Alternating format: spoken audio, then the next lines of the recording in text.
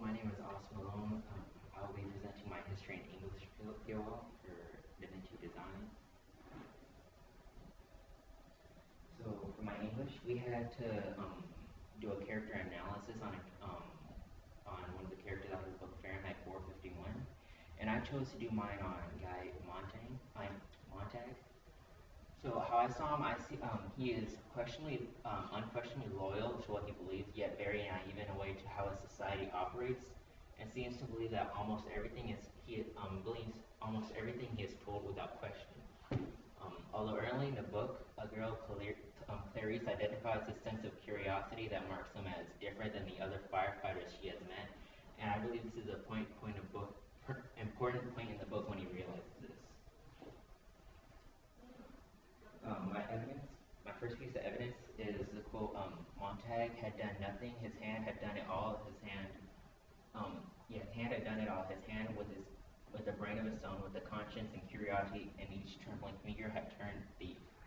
So this was during the time when him and the other firefighters were out and they were burning books, and what happened was Montag had found one, and what he's supposed to do is burn the book with the rest of them, but instead he decided to take them because his curiosity wanted, like, what makes a book so bad? Why are we not allowed to read them? Because nobody ever really explained the reason as to why, except for that books never really made sense to everybody else, so they didn't think that they should be around.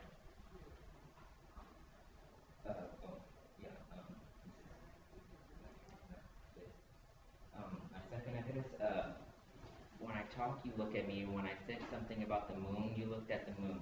Last night, the other would never do that. The others would walk off and leave me talking or threaten me. And this is from Clarice.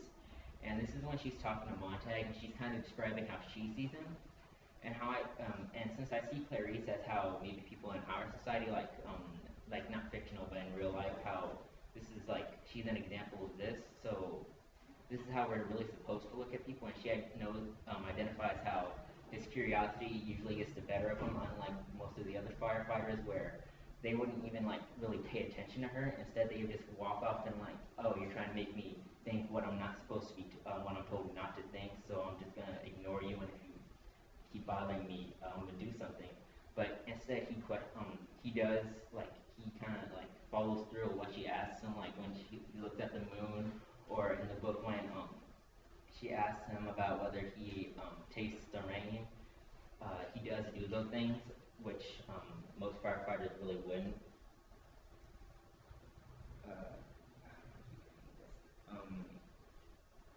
My second evidence is from the quote, "Theory L," said Montag, "is poetry." And at this point in the book, he was talking to these ladies around, and what he was trying to do was show them that poetry that they really aren't allowed to read, because it's one of the rules against, and that's what his job is, to burn the books that they're not allowed to do. But this is one of the books that he decided to keep.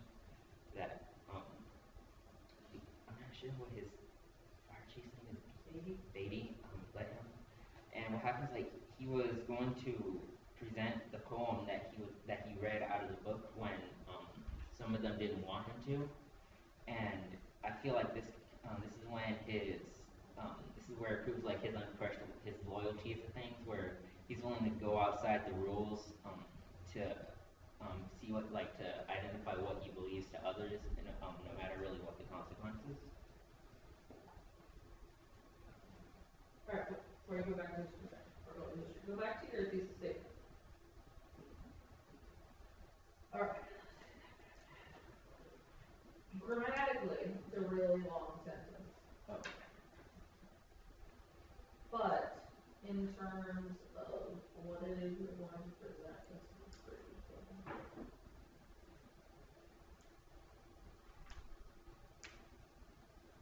All right, go to your first quote.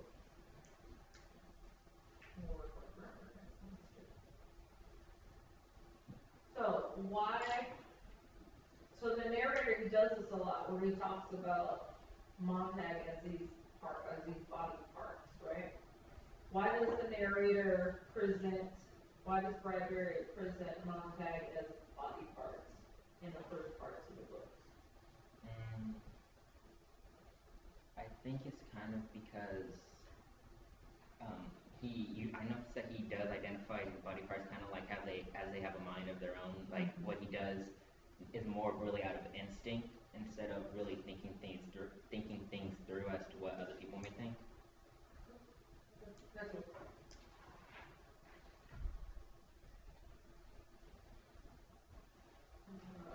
Third, last one.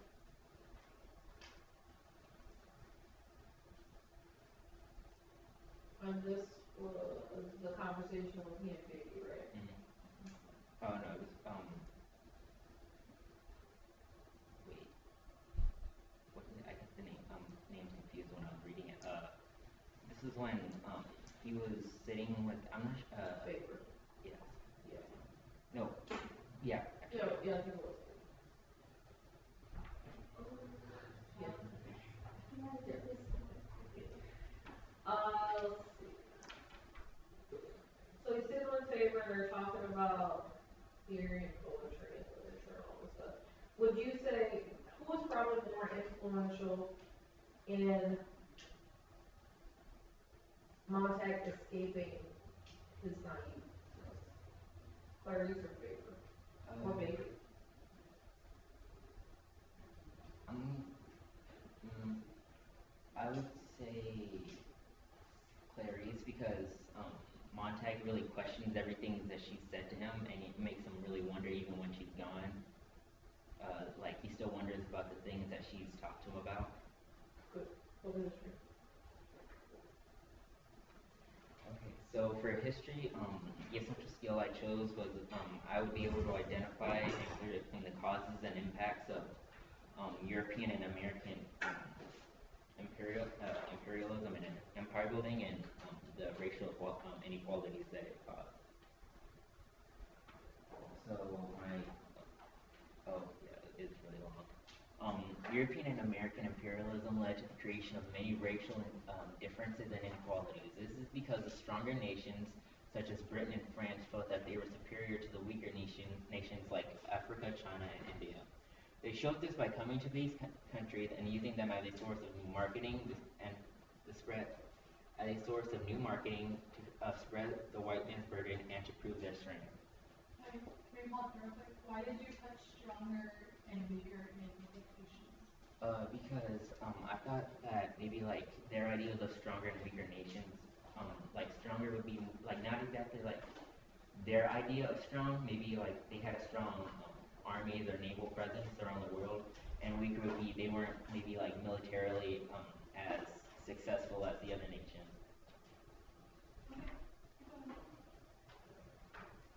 So my evidence for this is from my DBQ. So it's from a U.S. senator. American factories are making more than the American people can use. Fate has written our policy for us. The trade of the world must and shall be ours. We will establish trading posts throughout the world as distributing points for American goods. We will cover the ocean with our merchants, marines. We will build a navy to measure our greatness. So, the reason why, one of the reasons why I said they started to go into imperialism was because, like I said, they needed a new market. So they thought that they used places like India, which they thought was the jewel of, no, it was, I forgot the nickname they'd given it, but they thought of it as a really as a major land that they should have. So Britain, what happened was they used it, and one of their reasons for using it was because of their marketing for finished products, and natural resources, and to can't remember. But in this quote, for America, like I said, they had a surplus of goods that they needed to find a market for, and that's why what led them to imperialism. And because America is one of the countries that believes in a white man's burden, where they thought themselves as like sovereign leaders to the rest of the world, or rest of the world other than other European countries. Um, so this is another quote. I contend that we Britons are the yeah, I contend that we Britons are the finest race in the world, and more of the world we inhabit and the more of the world we inhabit, the better it is for the human race. It is our duty to seize every opportunity of acquiring more territory, and we shouldn't keep this one idea steady over our eyes that more territory simply means more of the race, more of the best, the most human, most honorable race the world possesses. So this is kind of describing what the white man's burden was, which was the belief that Europeans were, it was their duty to spread their customs and beliefs and kind of convert the rest of the world to influence them. So for places like Africa and China, for China had spheres of influence where it was they informally kind of controlled parts of it, and they kind of follow how the Europeans believed, but it wasn't, like I said, it wasn't formal, so they didn't really control parts of China. Or in Africa, where they had the Berlin Conference, where what happened was all the European nations got together, but none of the actual African country leaders got together. So this showed that they didn't really consider them as really like high enough to even really have any say in what happens with their own land. And so the Europeans kind of just left everybody else excluded from it and did what they wanted to with the land that they thought they were destined to have. Um, now the French are come with their powerful weapons of war to cause dissension among us. We are weak against them. Our commanders and our soldiers have been vanquished. The French have immense warships filled with soldiers and armed with cannons. No one can resist them. They go where they want. The strongest ramparts fall before them. So the reason why imperialism was such an easy thing for European and American countries was because they had better technology such as warships, cannons, and cannons, and guns, while countries like during the scramble for Africa, they still had to fight with shields and swords, and um,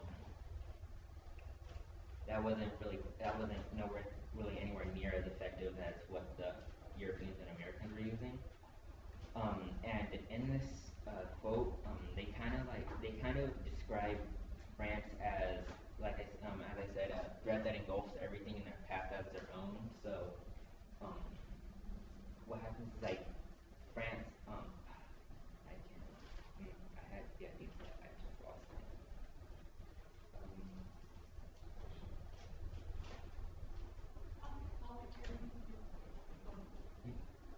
What was your least and your Uh, source. yeah, source search.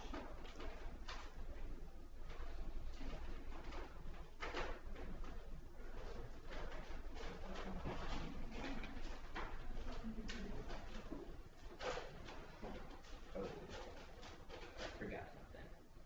I forgot to put the sentence part.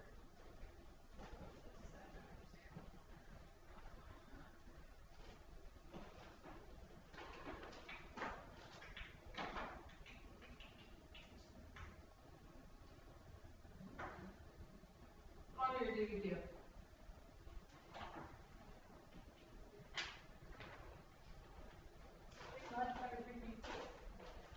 Read it.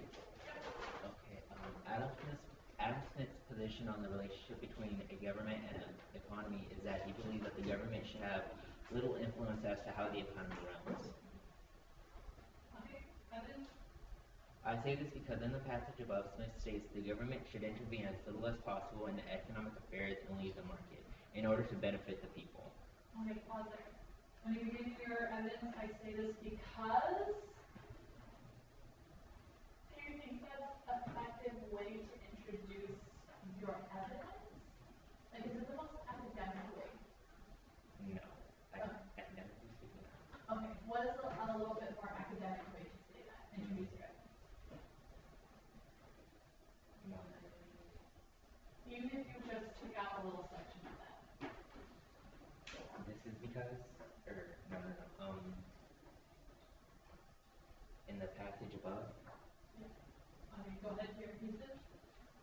I'm Okay. sorry, your analysis. oh, okay, this means that the government should not be the one to set regulations and laws for the economy, but if the at the end I put a kind of a rhetorical question. Um, but if the government didn't set these rules, who would protect the average worker from unfair treatment?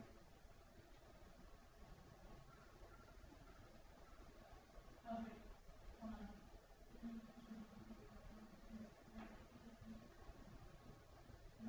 Okay, I can see where you're going with that.